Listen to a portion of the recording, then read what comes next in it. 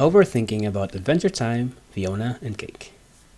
So, I just finished watching Adventure Time, Fionna, and Cake, the Adventure Time spin-off series, and oh my god, all I can say is... Baking pancakes, making bacon pancakes. Take some bacon and I'll put it in a pancake. Bacon pancakes, that's what it's gonna make. Bacon pancakes. It's a fun show. It has its own things going on for it, which makes it interesting. Despite it only having 10 episodes, I think it told one great story. I wanted more of Finn and Jake though, and more of the old Ice King for when he was still a crazy blue guy. But anyway, Adventure Time Fionna and Cake follows the adventures of Fionna, Cake, and Simon Patrikov as they try to find a copy of the Ice King's magical crown so magic can be used to restore the magic within Fiona's world. At the same time, Simon is also shown to be missing his old self. And of course, Betty, his fiancée. And while the trio are traveling from one universe to another, they are also trying to escape a Terminator-like pursuer called the Scarab, whose main task is to fix abnormalities and anomalies in the multiverse and put in line cosmic entities that are not doing their jobs properly. Throughout their adventure, we are introduced to new characters. We are introduced to familiar characters, but in their alternate version, since this is an alternate universe. And it is fun because many of us surely missed the characters from the original show. Speaking of characters, except for LSP, all the characters in Fionna and Cake I really like.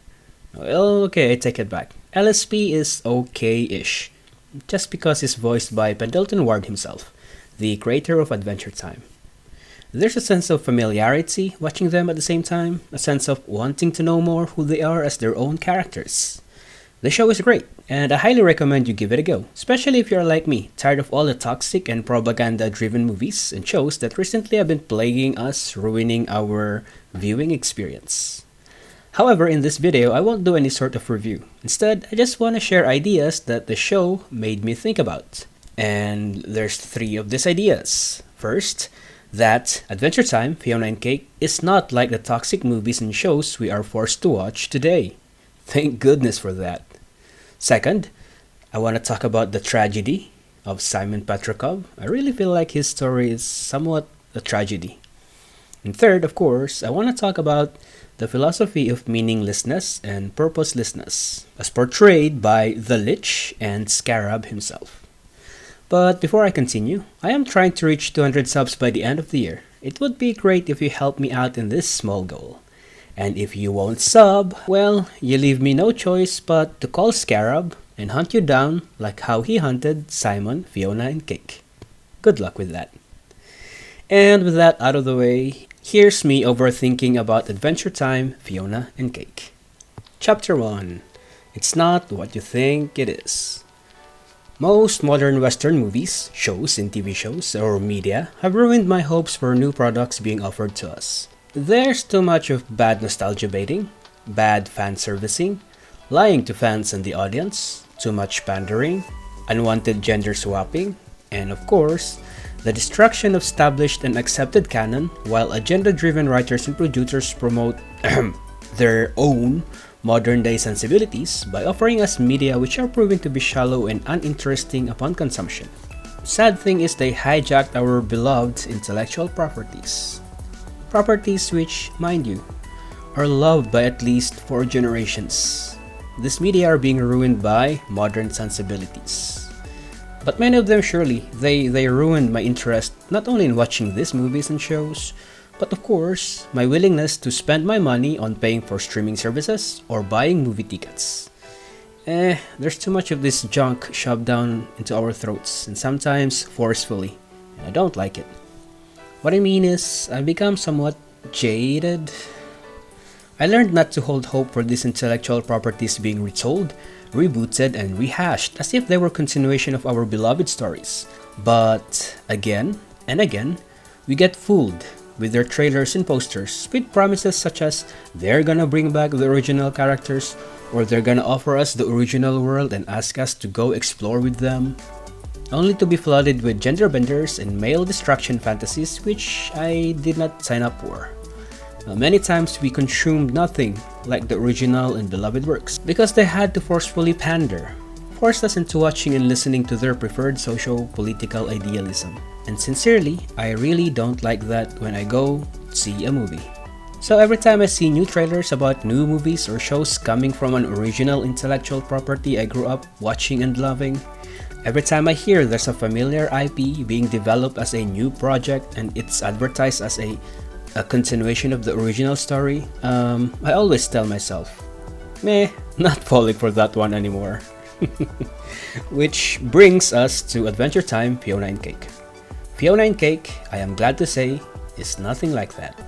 In my humble opinion, the show did not devolve into a pandering mess. Now that I mentioned that, let me talk a little bit about the show in general first. Adventure Time Fionna and Cake is its own entity. It is its own separate storyline within the Adventure Time multiverse. It is now an accepted canon, or rather, it has now become a legitimate part of the Adventure Time multiverse, with its own unique story and cast of characters. And, if you see what I did there, yes, I just told you the big ending of the show. I'm sorry, spoiler alert, for those who have not finished watching Adventure Time Fionna and Cake. Fionna and Cake are from a different universe, rather an imagined fan fiction universe, and their universe will be eliminated together with its people because it's not part of the main Adventure Time multiverse canon. But in the end, their universe got to join the main canon multiverse, saving all people and, I guess, existence within Fionna and Cake's universe. Anyway, yeah, going back to Adventure Time, not a pandering mess, I love what the writers and producers did with Fionna and Cake. They did not need to become like or exactly like the main characters from the original show. Of course, we will see some minor similarities between characters, but we cannot really say that Fionna and Finn are very similar. Fionna is her own character, and that is so refreshing to watch. And it made it easier for me to appreciate characters from Adventure Time, Fionna and Cake, knowing they are just their own characters. Fionna especially, and I'm gonna talk about Fionna more, trust me. This brings me back to my rant and disappointment on modern day movies and shows. To be honest, upon watching the first episode, I thought, oh no, oh my god, Fionna is gonna be a badass Mary Sue that does nothing wrong, that all the men around her are gonna be losers. Honestly, I thought about that. And boy, oh boy, I was proven to be very, very wrong. Well, I can't blame myself. I become jaded, like I said. And Fionna's character design and the clothes she wore trapped me into thinking she will become a Mary Sue. For those that don't know, check how Mary Sues are designed. Or check how modern day girl characters are designed. Especially those girl characters that will destroy men. You'll understand what I mean. I also like the fact that in the show, Fionna was allowed to be a girl, fantasizing on adventures or going on adventures, and of course, dreaming about a handsome prince. Fionna was allowed to be normal by letting her do jobs, getting fired, partying, living paycheck to paycheck, or even worrying about her life.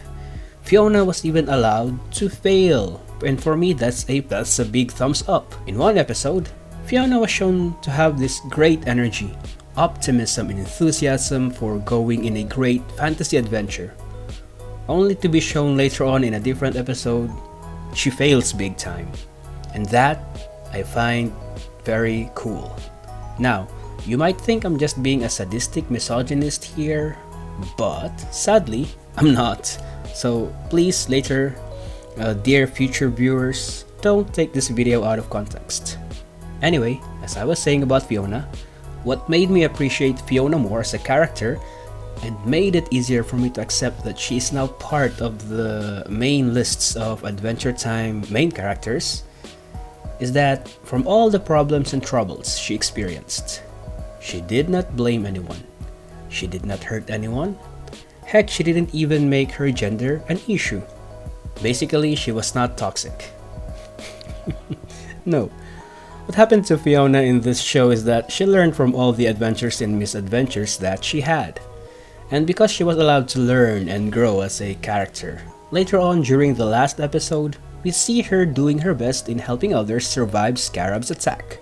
The best she can, as a normal Fionna, being this normal character who did not need to become a Mary Sue and save the world while making fun of the other sex for being losers and being toxic about her gender. I really like that Fionna became a hero just by being normal, just by being average, not as an OP character who suddenly has this power up out of nowhere. Those parts where she is vulnerable and she understands that she could be in trouble or she could die, those really made me relate to her plight, to her struggles, to her suffering. That it was okay to call for help. That it was okay not to have some hidden secret powers. That it was okay not to be the center of it all. And I really liked it that the writers wrote her like that. And I think if Fionna turned out to be a very toxic Mary Sue, just like those Mary Sues from recent movies and TV shows, I really think Fionna would fail as a character. And she would fail the other girl characters from the bigger Adventure Time show. And maybe even fail Pendleton Ward himself.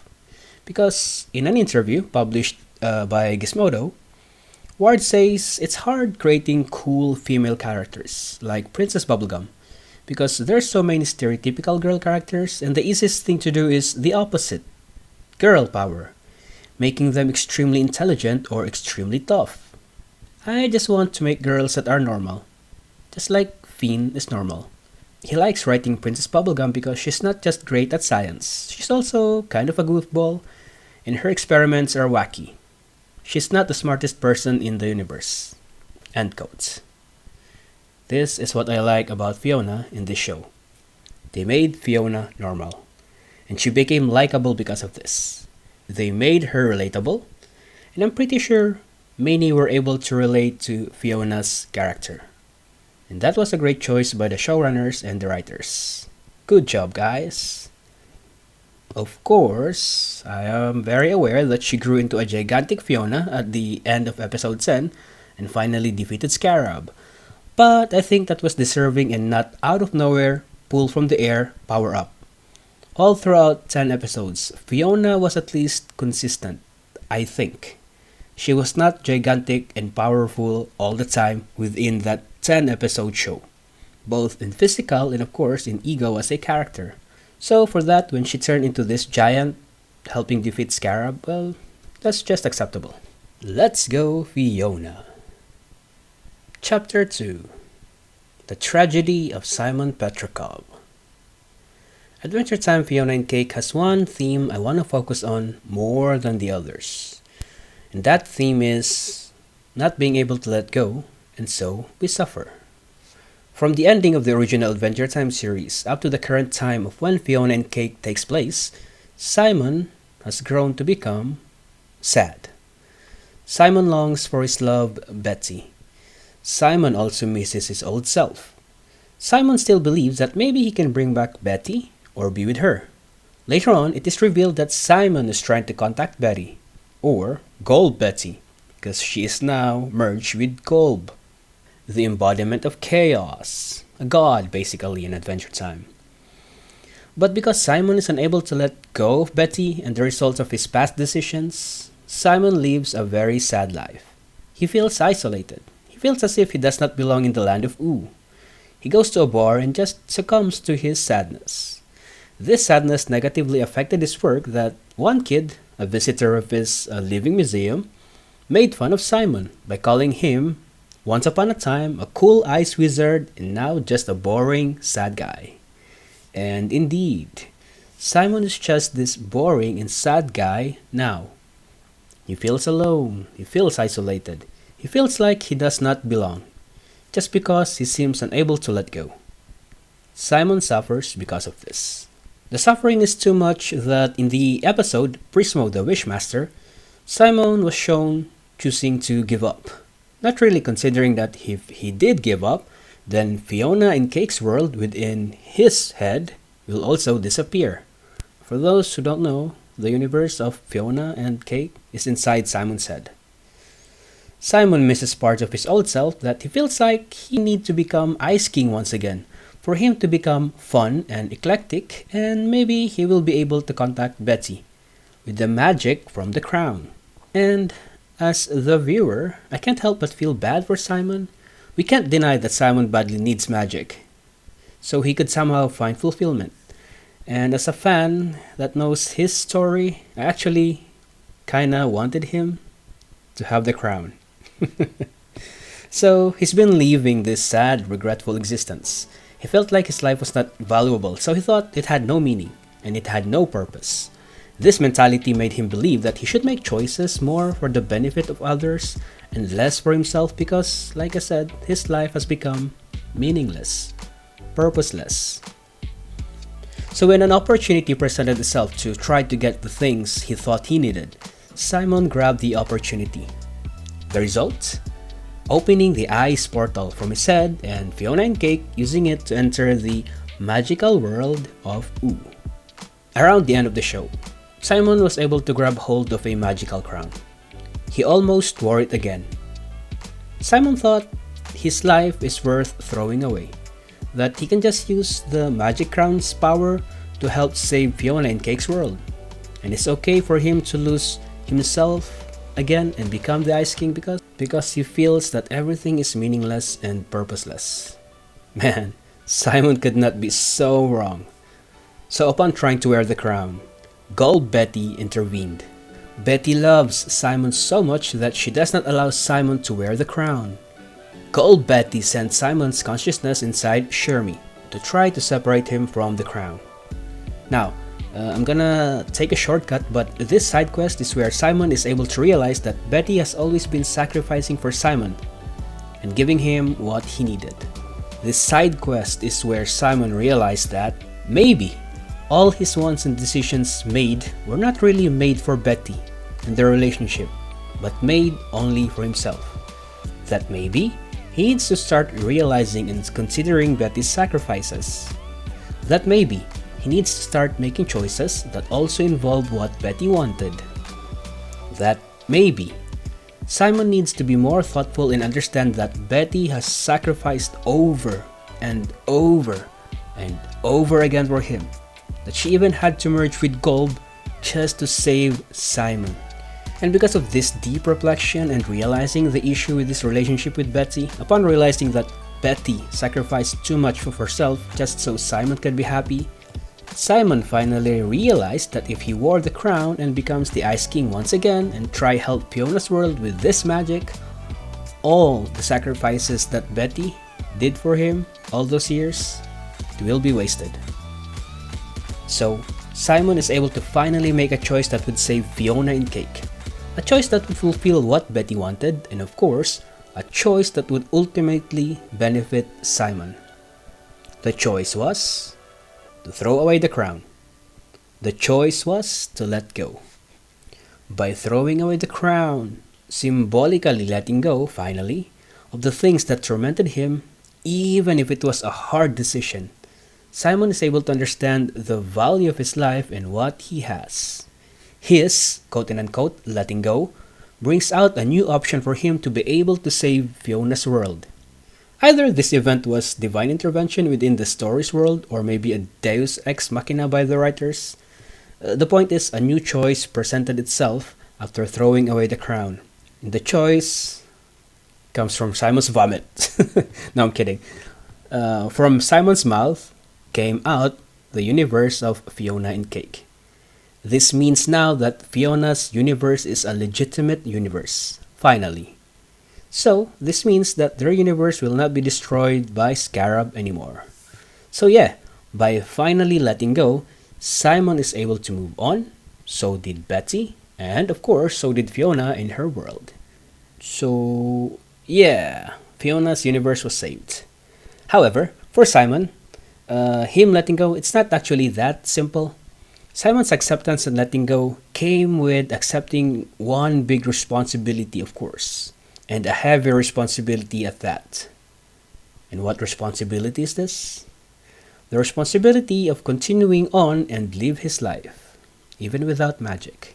Even if it means far away from Betty, even if it means far away from Fionna and Cake. Chapter 3: Meaninglessness and Purposelessness. I already hinted at meaninglessness and purposelessness earlier with Simon and how it affected him as a character. But there are two more characters that best represents what happens to a person if they start feeling meaningless and lose their purpose. Those two characters are Scarab and the Leech. One offers us a look at what happens to us if we lose all meaning and purpose, and the other offers us a suggestion on what to do if we lose meaning and purpose, so we can still continue living this very hard life. I will start with the Leech. I kinda feel bad for him actually. This version of Leech that finally was able to extinguish all life in his universe, I feel bad for him. It's not like I'm infatuated with him or infatuated with the idea of a villain, nor am I promoting his end goal of extinguishing all life. No. I just feel bad for him because the Lich was able to accomplish his goal, but at the end, he became this very depressed entity. Aimless, pointless, nonsense, and meaningless. He feels all of these feelings after finally achieving his ultimate goal, but in the end, he just sits in a dark corner, brooding, forever alone, miserable over his loss of meaning and purpose, sad over the fact that he can't find satisfaction. This powerful being, the representation of death and destruction, is having an emo face after getting exactly what he wanted. But this is like a legit depressed emo face because he could not find meaning and purpose after achieving his goal. No satisfaction too. The Lich is so depressed he cannot even bring himself to kill Simon, Fionna, and Cake. I feel like the show wants to tell us that no matter who we are, no matter how big or small we are, or how rich or poor, or how powerful or powerless we are, once we lose all sense of meaning and purpose in life, we just become sad. And just like the Lich, if we are unable to challenge ourselves to try to create new meaning and find new purpose for ourselves and then moving on using them, we will just rot in a dark corner. Is this not true to us in the real world? The moment we can't find meaning for ourselves, the moment we don't have a sense of purpose, is also the same moment we start feeling sad, depressed, and later on, angry. And I think it is. It's the same with the real world. Anyway, going back to the Lich, later on, the Lich is down on his knees praying to Golb and explaining that in his universe he was able to extinguish all life. All of this was done for Golb, by the way, the embodiment of chaos. The Lich proclaims that as the last great scholar of Golb, after fulfilling everything he thought Golb wanted, why does he still feel lost? He felt no satisfaction. And for me, I think the Lich can't seem to put two and two together. He did not realize that by achieving his goal of extinguishing life, he now is free. Free to create new meaning and new purpose for himself, which he can just use to jumpstart his will to exist. Even if this means finding a way to jump from one universe to another and extinguishing life there too. But as we have seen it, apparently he can't do this. He is stuck in that mindset, and he can't move past the emptiness he feels after everything he has done. The sad thing about this is the Lich actually had all the time for himself to try to understand that he is now free from his goal or burden of trying to satisfy Golb, and also now is free to create new meaning and purpose for himself. And later on, he now becomes angry, directing his anger towards Golb Betty, but still, he gets no answer. Sidetrack. I love this scene in this episode because we are being shown two possible paths out of meaninglessness and purposelessness. The Lich's path and Simon's path. One path. The path of not being able to create personal meaning and purpose, not being able to confront the challenge of a quiet and apathetic universe, or deity or god, and so a person is left unable to move on, surrendering only to depression or anger as the only viable next step to take. And the other path, the path of being able to find meaning and purpose once again, thus being able to let go, finally, and moving on, achieving a certain type of freedom that allows one to live a satisfactory life, being able to continue existing despite this universe, or God, or deity, being apathetic towards our plight. It doesn't matter if the universe ignores us. As long as we can create meaning and purpose for ourselves, we will find satisfaction. Anyway, going back to the Lich, he started asking Golb angrily what more he could have done or what else Golb wanted him to do. Out of frustration and desperation, the Lich strips himself off of his decaying skin and bears his skeletal self, his basic form. He sincerely was needing help that he is willing to expose his skeletal form, I guess for me his basic form or his true self, just because he wants an answer. Sadly for the Lich, Golb doesn't care. Golb just ignores him, not providing any answer, and turns him into this Tetris block thing and levitates him up to join the other floating Tetris blocks. Golb's reaction is just like the universe to us, apathetic to our plight and does not really care about our issues. And the Lich, transforming into this Tetris block shape, just floating around the head of an apathetic deity, maybe is a metaphor for us, I think. That if we can't create meaning for ourselves and live with purpose and move on while we're still alive, then we will become like the Tetris puzzle piece that is unable to complete itself, just floating pointlessly through existence until we finally lay on our deathbed, bitter and full of frustration. I know that sounds kinda gloomy, but the show provided us with an alternative, and this is where we can learn from the Scarab's fate. Yes, he is the bad guy of the show, but his story actually presents us a solution for when we lose our meaning and purpose. And I actually want to argue that he is not an evil guy. Instead, just a guy that is too rigid, that he feels like he must do anything to fulfill his job, because he loves his work and it satisfies him every time he does finish his job. Let me explain why I think Scarab is not a bad guy. So, after Fionna's universe is made canon, an accepted part of the Adventure Time multiverse, Scarab, whose main job it is to clean and sanitize abnormalities in the multiverse and punish cosmic entities that are not in line, Scarab loses his marbles. He goes crazy. Not like literal crazy, but just crazy angry. All the episodes that the Scarab appeared, he always accomplishes his goals with certain strictness and bravado. This tells me that he takes pride in his work, and this satisfies him. Taking his job seriously and doing a good job gives him meaning and purpose. But Fionna's universe was made canon, and this angers Scarab because by making Fionna world canon, this steals from Scarab his purpose and meaning from doing his job. Scarab becomes angry and starts fuming after this. So, what does he do? He starts destroying Fionna's community. Wait a minute, doesn't this remind us of the angry Lich, who too can't find meaning and purpose and just got angry at the end towards a god? Also, doesn't this remind us of people who are angry because they can't seem to find meaning and purpose in their lives? Yeah, Scarab expresses his loss of meaning and purpose through destruction. But he was stopped in the end by Cake trapping him inside an egg. So, where is the solution to meaninglessness and purposelessness offered to us by the show via Scarab? At the end of the final episode, Scarab is shown to be punished. Lightly. His punishment is helping clean Prismo's home. And then later on, Prismo introduces Scarab to his character creation program, a tool which I think Prismo used to create his fanfiction, or rather, Fionna and Cake's universe. And Scarab actually was shown to be interested with this. He even suggested Prismo to use the theme of dark medieval mystery drama for his own fanfiction. And there it is. That's the solution. Work, and maybe a hobby.